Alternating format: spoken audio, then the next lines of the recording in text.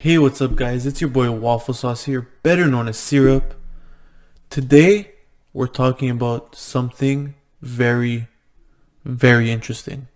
We're talking about one of the most important, one of the most cutting edge fields in all of science. We're not talking about artificial intelligence, we're not talking about a cure for corona, we're not even talking about how it's physically possible. Stay with me here. But we're not talking about, are you here? Are you here? We're not talking about how it's possible for the human male to orgasm without busting a nut. But you could. No, today we're talking about the atomic makeup of a squad roast. And if you live under a rock and don't know what a squad roast is, it's basically making fun of your friends in a way that doesn't cause you guys to have an argument, but still in some way hurts their feelings like a little bit.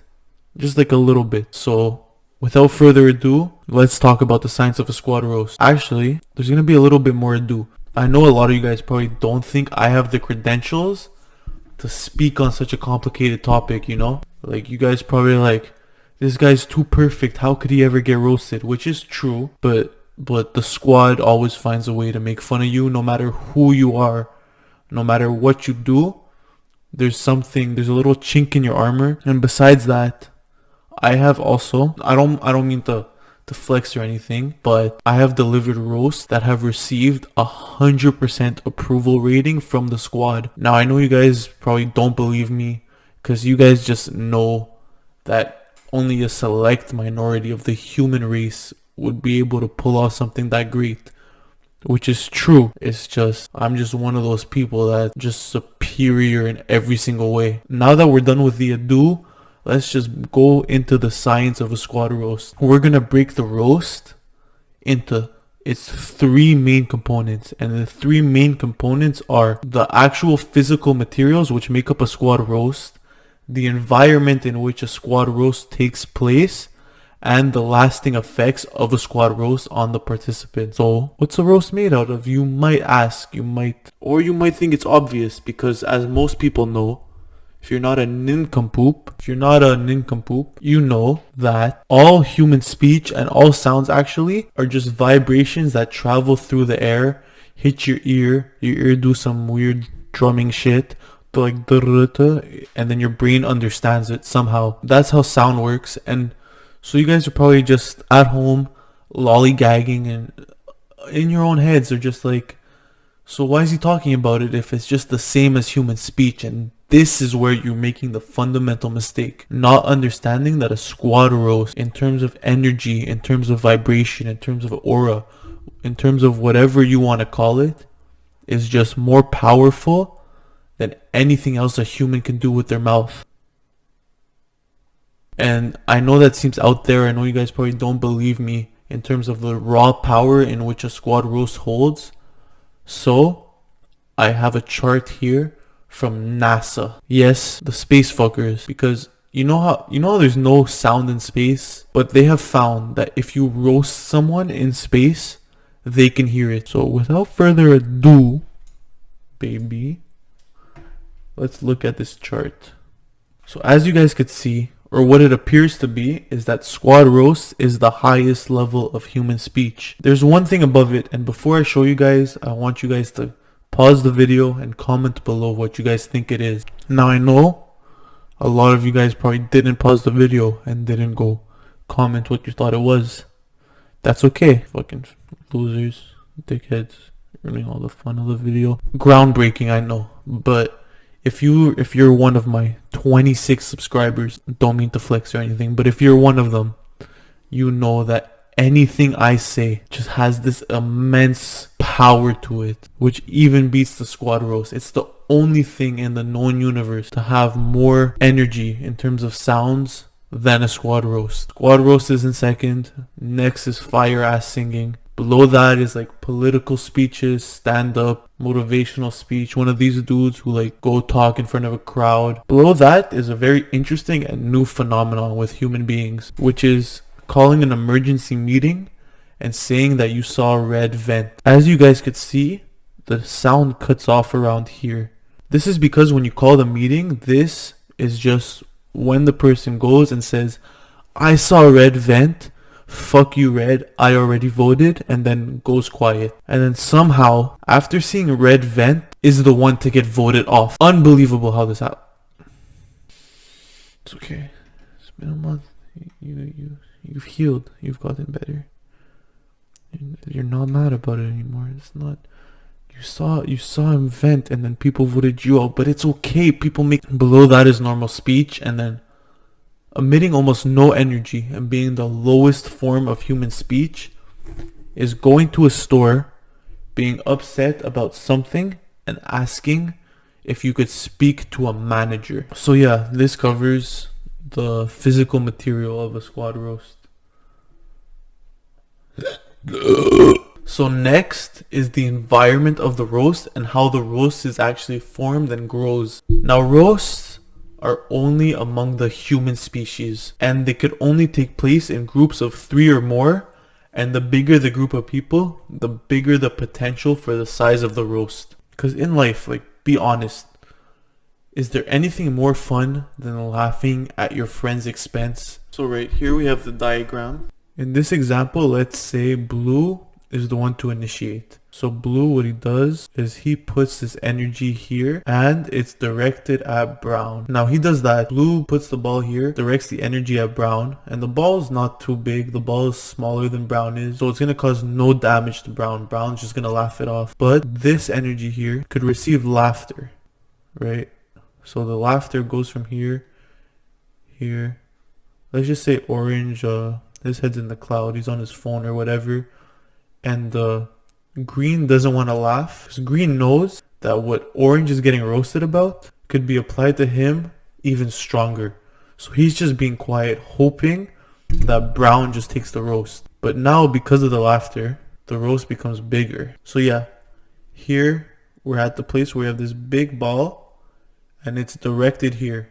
And if you guys haven't taken Squad Roasting 101, what you'll know is that this ball gets bigger from the arrows going from here and then slowly drips in from this arrow going here. But the thing about arrows is they could be redirected. So then brown is going to use his card. So what he does is he goes, what about green? Crazy tactic. So he adds a second ball because it's not going to travel back just to travel back. That's a waste of energy. The arrow's already going this way. So he adds a ball and then everyone's adding here. But it takes a while to suck it in. So he has time. He could take some and then give the rest away once he has recovered a bit from the initial blow. 4 minutes later, this ball's still here. This ball energy is always accessible to everyone. It's in the middle. And then this one was going to go here. And then also what happens is you'll absorb the ball of energy closer to you first. This is so the energy in the middle can be redirected at will because energy always wants to move around. And it can never be destroyed, only transformed. Okay. So he's taking a lot of damage. So then as time goes on, things calm down and green knows he could roast someone with this topic, but he's going to take his time. So first, because green's smart, green knows how to roast. He's not brute force with it. He's redirecting energy. He's using the opponent's roast against them. Whereas brown just delivers like boom. And both strategies work depending on the topic. But green doesn't work with brute force. So he's slowly not going to take any more of this. Put it back to the middle. Like slowly feed the fire a bit. Let it grow without anyone realizing. He's slowly going to feed this to yellow. Himself, he's just going to throw one or two. And he's going to get some chuckles, which are going to add to here. So then, here's the final part. So this is all pretty simple. But this might help you in real life. The ball's here. Yellow's starting to realize what's happening to him. And he doesn't want to take it. But green, being so scared of it hitting him. Brown being a good deflector. And blue just being blue, they all don't want to take it. So what they do is they all at once add to this massive ball and cause what we call an unredirectable. and an unredirectable is too strong to get redirected and has to be taken in by yellow. And this is when the roast will find its final target. Yellow can't say anything. Yellow cannot even speak above 30 decibels without taking another beating from the squad until all this energy has entered him. Now this is a very simple understanding, but I think you guys get the picture. But don't worry, it's not over yet. We have one more topic to talk about. We need to understand the final effects of a squad roast when it hits the final member. Now in this case it was yellow, but it could happen to anyone. Doesn't matter if you're the squad leader, new squad member, or someone just hanging out with the squad. If the roast energy hits you, there's nothing you could do about it. And it's so much worse if you don't know the people you're hanging out with, because you don't know their redirect patterns, you don't know their typical plays, you don't understand their footwork with the roasting yet, you don't know what's coming. If you're with the homies that you've been homies with for 4 or 5 years, you at least know how to keep your guard up, how to redirect, and how. With the homies, there's a certain thing that can happen to where no one has to absorb all of it, and where everyone takes it equally and grows tolerance from it. Anyways, we'll talk more about formations and stuff in another video. Based in generic terms, we need to understand this. How a squad roast affects you depends on a couple variables. The intentions of the roaster. If the roaster is trying to just be funny, trying to make people laugh, there's little to no damage. A good roast can literally align your mind, body, and soul. But if the roaster is just tilted and just wants to be a dickhead, he could really just piss you off and ruin your day. Side note, this is why it's so stupid for people to get angry at stand-up comedy. Because the intentions are just to be funny and make people laugh and not to hurt anyone. And the second thing is also the sensitivity of a topic. If you just went through a breakup and your squad's making fun of you about it, no matter how funny they're trying to be, it might still hurt. Also if your mom's dying of cancer, God forbid, but if that's happening and your squad makes fun of it, doesn't matter how funny they were trying to be, it would probably upset you and you probably wouldn't have a good time. And a roast that's too mean has the same effect as Mundo throwing his axe at you. He damages himself to damage you. So it's a lose-lose situation. No one wins. And who wants to play Dr. Mundo? What a boring champion. The best roasts are the ones that could get the most laughter about the least sensitive topic. If you can make people laugh about the font of someone's shirt, you are winning. You fully understand what a squad roast is, because you're taking something so minute, so unroastable, essentially so dumb, and you're roasting them and you're getting laughter about it and you're hurting your friend's feelings based on the font of his shirt. You fully understand a squad roast and you don't need to watch these videos because you just get it. If you make your friend self-conscious about the way he cuts an avocado, you figured it out. You know what a squad roast is. If you make fun of someone with acne, it's so obvious. It's so easy.